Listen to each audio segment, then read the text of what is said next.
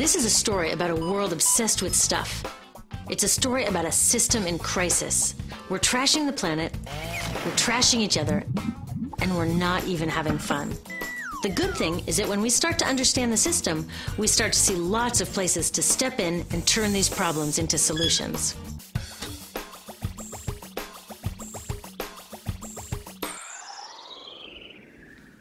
Can I tell you, I love my Pantene Pro V.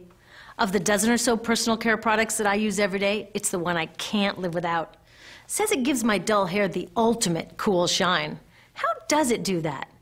I was wondering that while I was lathering it in my hair one day, so I read the ingredients right here. Sodium lauryl sulfate, tetrasodium EDTA, methyl isothiazolinone. What is this stuff? I took this list to some scientists who know how to read it. Turns out my Pantene contains a chemical linked to cancer. And lots of other products in my bathroom, from sunscreen to lipstick and even baby shampoo, also contain chemicals linked to cancer or other problems like learning disabilities, asthma, and even damaged sperm. Like most parents, I try to keep my family safe. But now I find out my bathroom is a minefield of toxins? What are we supposed to do? To find out the answers, we have to go back to one of the key features of our materials economy: toxics in, toxics out. If, at the factory, you pour toxic chemicals into a product, like baby shampoo, you're going to wind up with toxic baby shampoo, and toxics in workers, communities, and, babies. So let's take a closer look at this toxic outrage where it seeps into our lives every day, in the bathroom. The average woman in the U.S. uses about 12 personal care products daily. The average man about 6. Each product containing a dozen or more chemicals.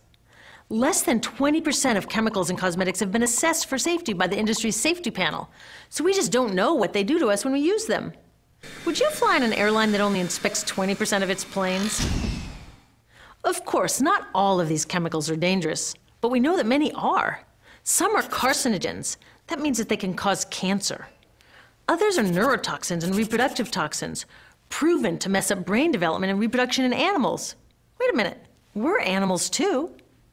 It's like a giant experiment. We're using all these mystery chemicals and just waiting to see what happens. One thing we do know is that they're getting inside us. I had my body's toxicity levels tested, and I'm loaded with things like mercury, flame retardants, triclosan, and lead.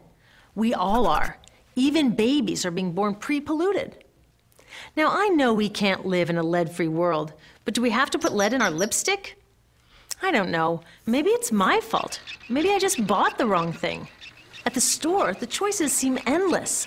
I can get lipstick in 49 shades, or shampoo for hair that's too dry, oily, fine, limp, or frizzy. But what about the choices that really matter? Like the choice to buy products that are safe?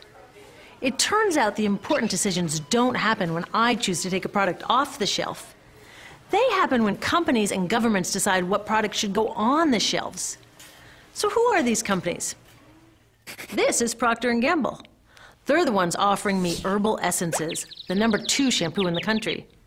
It contains toxic petrochemicals made from oil. Since when is oil an herb? On cosmetics labels, words like herbal, natural, even organic have no legal definition. That means that anybody can put anything in a bottle and call it natural, and they do. I mean, can you imagine a top seller called Petro Essences? Gross. What's even nastier are hair relaxers marketed to 5-year-olds and skin whitening creams. These are super toxic, both in their ingredients and in the message they send about what beauty is. Ooh, here's Estee Lauder offering me a chance to help find a cure for breast cancer. That's nice. But wait, they're also using chemicals linked to cancer. Don't you think the best way for Estee Lauder to fight cancer is to stop using those chemicals in the first place? So really, I get to choose between meaningless claims on a bottle. But these guys get the real choice about what goes into those bottles.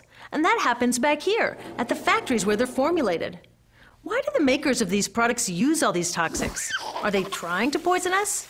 No, they're just working from a 1950s mindset when people were totally swept up in better living through chemistry. In all that excitement, they forgot to worry about human health impacts. That was years ago, and they are still using these same old toxic chemicals. Today, big cosmetics companies say the doses of poison in their products are small enough to be harmless. Yeah, maybe if you use them once a year. I guess they never get out and see that their products are being used and combined with other products every day.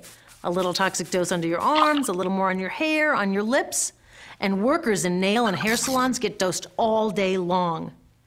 So the industry is used to doing things this way, and they can. Because even now that scientists have linked the chemicals they're using to all sorts of problems, there are no laws to get rid of them. You're thinking, really? Come on, nobody's making sure that the stuff we smear all over our bodies is safe? Nope. The FDA doesn't even assess the safety of personal care products or their ingredients. Since 1938, they've banned just 8 out of over 12,000 ingredients used in cosmetics.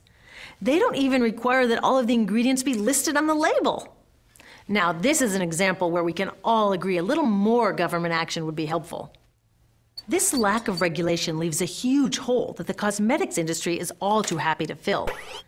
They set up their own committee to self-police their products, and compliance with their recommendations is voluntary. So the cosmetics industry is making the rules and then deciding whether or not to follow them. So you see, it isn't our fault that these toxic products are in our bathrooms. It's a whole broken system that's ignoring the simple rule: toxics in, toxics out. But we're not helpless. There are resources online that we can use to protect ourselves by identifying the best possible choices in the store. But the real action is with people working to change the system. Because if we really want to solve this problem, we got to start here with these guys. Women, parents, workers, people all over the country are demanding that Congress pass a new law, giving FDA the power to make sure that our personal care products are safe. We need common sense laws based on the precautionary principle. That means that when you're dealing with hazardous chemicals, just err on the side of caution. Let's not debate how much lead should be allowed in lipstick. Just get the toxic chemicals out of our products. Smarter laws would force companies to get past that old 50s mindset and figure out how to get us all clean and shiny without toxic chemicals. Can they? Totally. Many responsible cosmetics companies are already putting safer products on the market. Green chemists are developing substances that are designed to be safe and non-toxic in the first place. European governments have required the removal of many toxic chemicals, and companies have figured out how to comply. When cosmetics are reformulated to be safe and labeled honestly, then we can feel comfortable with the choices available at the store. We can choose bouncy hair or full hair, shiny lipstick or matte. We can even choose to feel beautiful without using 20 products. But we'll know that whatever we choose, the most important choice, the choice to be safe and healthy, has already been made.